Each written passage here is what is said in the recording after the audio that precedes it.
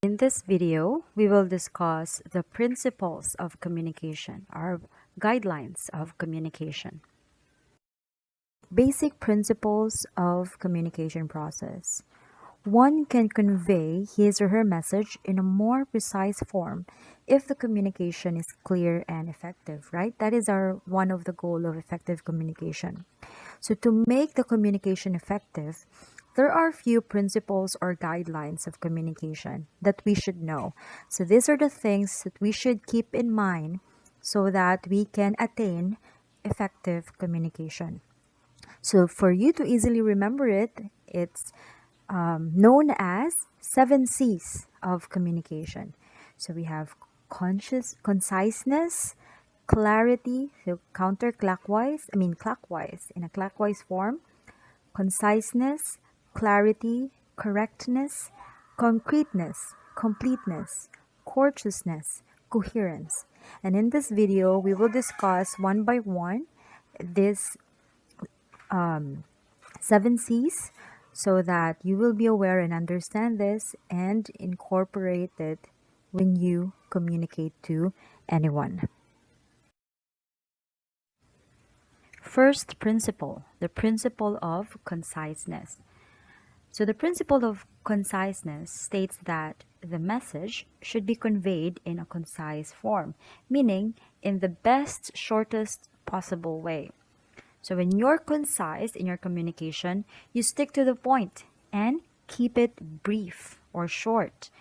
So because your audience doesn't want to read 6 sentences or listen to a long elaborated story, when you can communicate your message in just 3 sentences or a shorter one. By following this principle, so since you shorten it up, then you can save time.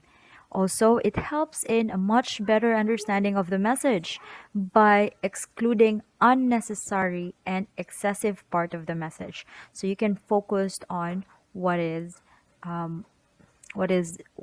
intended to say. This way, if you shorten your message, it's easier to understand, and it's easier to understand by the receiver. So example, say in writing an application letter to a maritime company. A concise application carry information about the reason why you are sending the letter, the reason why you're sending the letter, which is your interest to apply for the job position, and why they should hire you.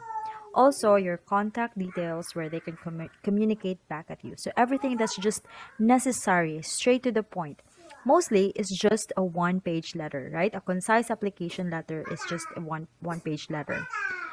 Another example is when you're speaking. Make sure that you know your purpose and convey it straight to the point. And walay paligoy-ligoy. Another, or like in the contests Mr. Maritime, in a question and answer portion, the answer must be concise, short as possible, and direct to the point, rather than telling a story. You've got higher chances of winning with a short and concise answer.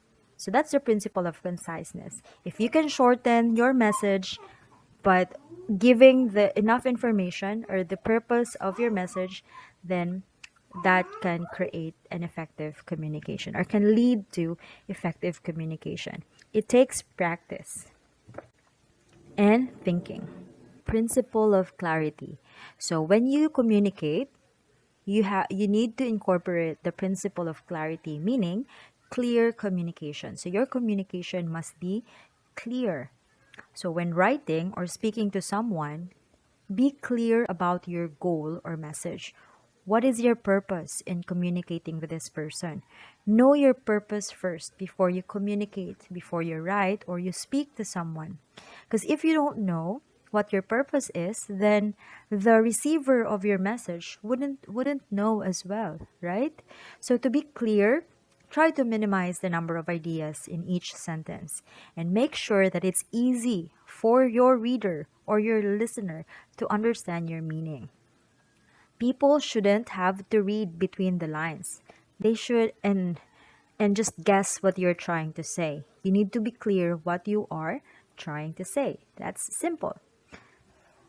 Example, want to explain to your friend how to go to your house, then you should explain in a clear way so that your friend can will not get lost going to your place. So again, so the first principle was the principle of conciseness. You make it short. And then this second principle is clarity. You make it clear. Okay, third principle, the principle of correctness. So when your communication is correct, it feeds your audience. And a correct communication is also an error-free communication.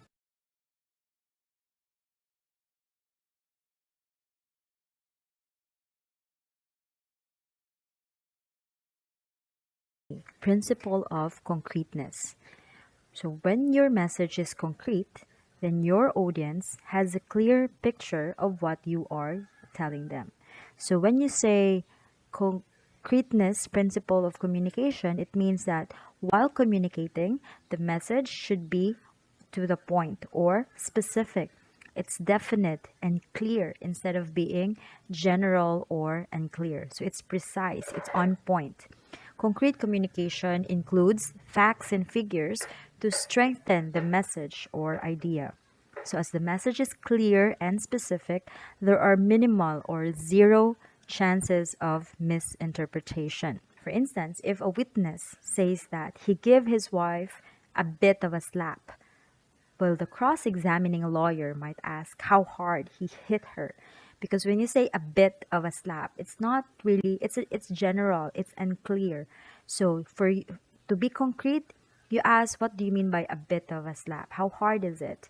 If to be more specific, you range it from, you scale it from 0 to 10. So 0 means not hard or no slap, and then 10 will be so hard, that the intense slap that you're going to get. That is another guideline that you have to consider for effective communication. The principle of concreteness. Principle of completeness. So the next principle of communication states that communication should be complete to be effective. Now, complete, it's easier to remember. It needs to be complete. A message is said to be complete when the receiver of the message receive all the necessary information that they want to be informed. Say the facts and figures in messages are also part of it. The more complex communication sometimes requires additional information or more elaboration so that there's no doubt for the audience or receivers. Example, when writing an invitation letter, say your wedding invitation. Example would be when writing an invitation letter, say your wedding invitation. All the information necessary must be complete. Information like the date, the time, venue of the wedding, and reception. You can also include the proper attire for the occasion, as well as the need to confirm their attendance on a certain date for reservation. So all the information you need to inform your reader must be included. So you have to check if the information is complete. Principle of courteousness. The principle of courteousness states that while communicating, the sender should show respect to the audience or receiver. Courteous communication is friendly, open, and honest. There are no hidden insults or passive aggressive tones. And also, you keep your reader's viewpoint in mind and you're empathetic to their needs. You empathize to their needs. You put yourself on their shoes. So be courteous when communicating. The seventh principle is the principle of coherence. So when you say coherent, it means logical. So your communication must be logical. So all the points are connected and relevant to the main topic. And the tone and flow of the text is consistent. So meaning, if you're talking about a happy story, then the message should be connected to that main topic.